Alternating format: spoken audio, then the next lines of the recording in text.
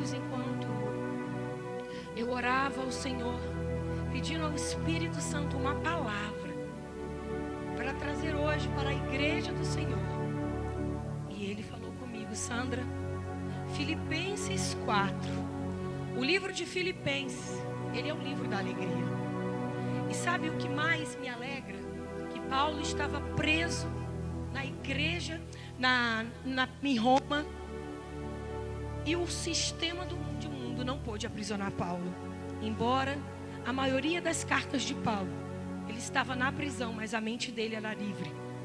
Porque Paulo era um homem que fazia questão de se renovar, da mente dele ser renovada pela palavra de Deus. Em Filipenses 4, 6, coloca aí, nós conhecemos muito bem este versículo, nós conhecemos, e Paulo dá uma instrução para a igreja de Filipe. Ele dá uma instrução a umas irmãs que elas trabalhavam juntos na igreja. Essas irmãs, Paulo fala no começo de Filipenses que o nome delas estavam escritos no livro da vida. E ele também pede a um irmão para que pudessem assistir essas irmãs, e pede também a Clemente para que pudesse assistir a Evódia e Sintique, para que elas andassem em comunhão. Em Filipenses 4:1 fala. E eu pude entender por que Paulo falou isso, sabe? E Paulo dá instruções poderosas. Filipenses 4:1 fala isso.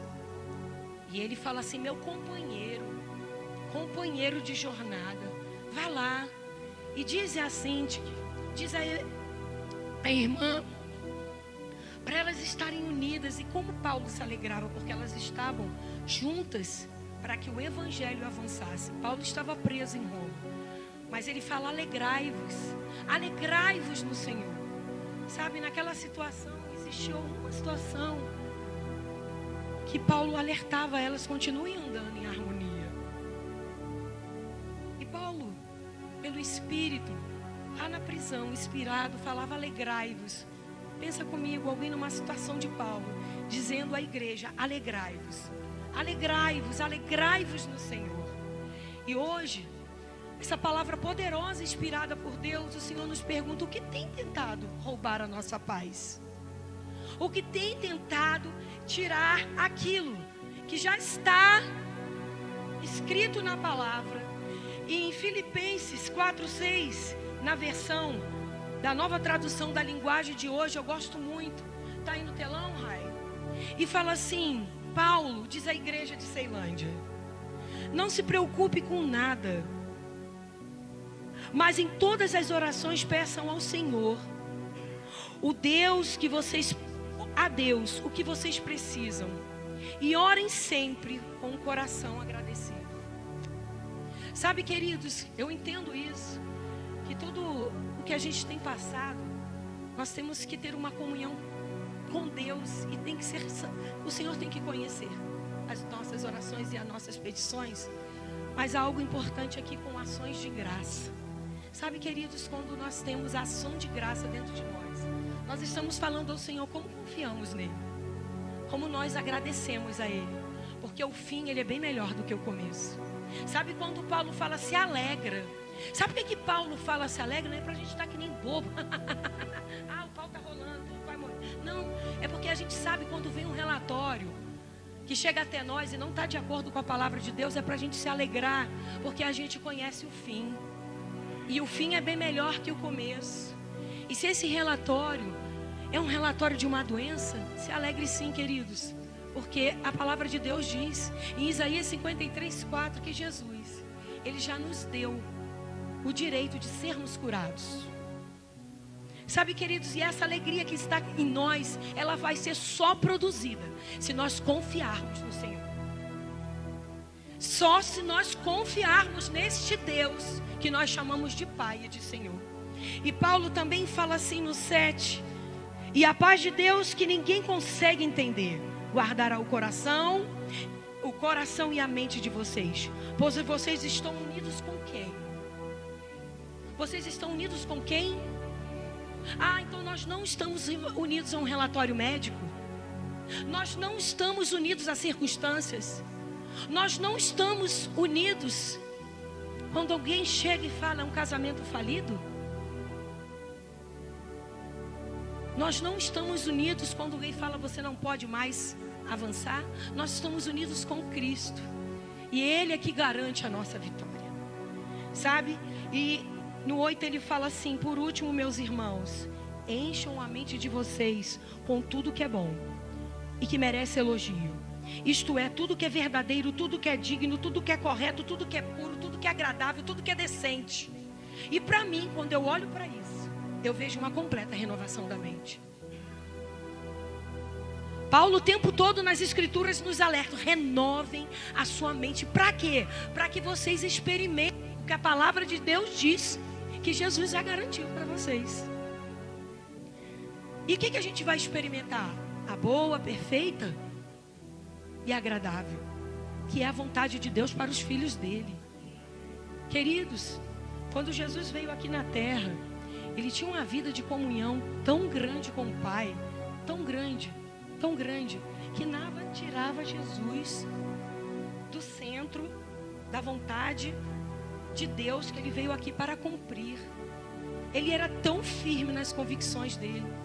E eu vejo isso na vida de Paulo, sabe? E no final ele fala assim no 9: põe em prática. Ponham em quê? Meu Deus. Ponham em prática o que vocês receberam e aprenderam de Paulo, tanto com as palavras dele, quanto com as atitudes dele. E precisamos, querido, porque tem hora que as circunstâncias te encontram e elas te levam a um desafio, e elas querem fazer por documentos reais acreditarem que elas são circunstâncias e te provam e fazem até você querer esquecer do que a palavra de Deus diz. Mas Paulo está dizendo à igreja de Ceilândia, assim como ele falou, o Espírito é o mesmo. Ele está dizendo a nós: alegrem-se. Alegrem-se. Sabe, queridos, há um mês atrás eu recebi um relatório. Eu tenho um mês de cirurgia e eu ainda estou com pontos aqui. Eu recebi um relatório que seria 3 meses fazendo tratamento, depois 3 meses voltando para o centro cirúrgico. E naquele momento, eu confesso, o Senhor conhece o meu coração. Eu falei: meu Deus, eu vou ficar 6 meses parado e não vou ministrar a palavra de Deus. E sabe, a instrução que eu e meu marido recebemos foi essa: guardem a mente e o coração de vocês, e a paz que excede esse relatório humano vai guardar o seu coração. E sabe, circunstâncias tentam nos provar que elas estão certas. A fé não nega fato. Elas podem até estar certas, mas a verdade que permanece é a Bíblia. A verdade que permanece é a palavra de Deus. E com 1 mês eu estou aqui ministrando a palavra. Sabe, porque nós temos uma escolha na vida: ou você crê até o fim, ou você vai viver sem paz, angustiado. E quando Paulo fala para a gente pensar naquilo que é puro, naquilo que é bom, naquilo que é louvável, pensar e meditar na palavra, queridos. Sabe, quando a gente medita na palavra, quando a gente tira esse tempo precioso para conversar com Deus, nem Paulo fala: orem, orem, não escondam nada de Deus não, orem, agradeça a Ele, porque eu acredito que ações de graça é você chegar a conversar com o Pai e falar assim: Pai, já está feito, eu te agradeço. Sabe o que me impacta nas orações de Jesus? Ele falava assim: Pai, obrigado, porque em tudo o Senhor me ouve. Sabe, os ouvidos do Senhor não estão fechados para a nossa oração. Nós não estamos aqui cumprindo o protocolo. Nós estamos aqui porque sabemos que tem um Pai que ama comunhão. Ama comunhão. Sabe, a alegria do Senhor é a nossa força. E é isso que o inimigo tenta roubar da gente. Porque ele sabe que se um filho de Deus tivesse em alegria, ele é um filho fraco. Porque a alegria do Senhor é a nossa força. força. E quando eu entendo que a alegria do Senhor é a nossa força, é nós chegarmos para Deus e falar assim: Pai, nós já conversamos sobre esse assunto e para mim ele está resolvido. Esse é um assunto, então eu te dou graças, Pai. Eu te dou graças porque antes de que qualquer notícia chegar até a mim, o Senhor já me tem a resposta. E quantos filhos de Deus aqui, enquanto eu orava, tem sido roubado? Roubado. Sabe, queridos, quando a palavra fala que Satanás ele veio para roubar, primeiro ele rouba. É roubar a fé. É roubar a confiança que nós temos em Deus. Sabe, ele não é burro não, queridos. Mas eu acredito, a palavra de Deus nos instrui que essa comunhão que temos com o Pai, essa comunhão que nós temos com o Pai, nós precisamos bater o pé mesmo e falar: Pai, eu não abro mão desta comunhão com o Senhor. Porque as notícias vão até chegar, queridos, mas elas não vão poder permanecer. Porque nós somos o que a palavra de Deus diz. E se nós não sabermos o que a palavra de Deus diz, como é que nós vamos ter essa identidade de filho? Não adianta nós sabermos o que a Bíblia diz que nós somos, se isso não ter revelação em nós. E quão bom, queridos, é nós estarmos em comunhão com o Pai e você parar e ouvir o Pai falar com você. E eu tenho isso comigo. Toda vez que, quando as circunstâncias elas dão na canela, eu me lembro muito de Paulo. Porque Paulo foi um homem muito determinado.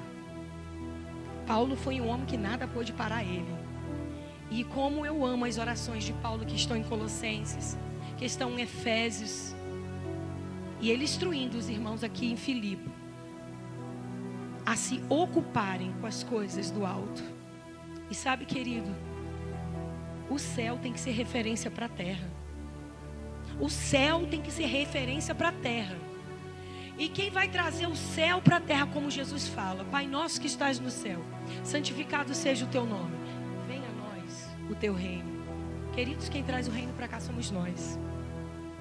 Somos nós. E nós precisamos estar sensíveis à voz do Espírito Santo. Nós precisamos estar sensíveis para saber o que Deus diz ao nosso respeito. Enquanto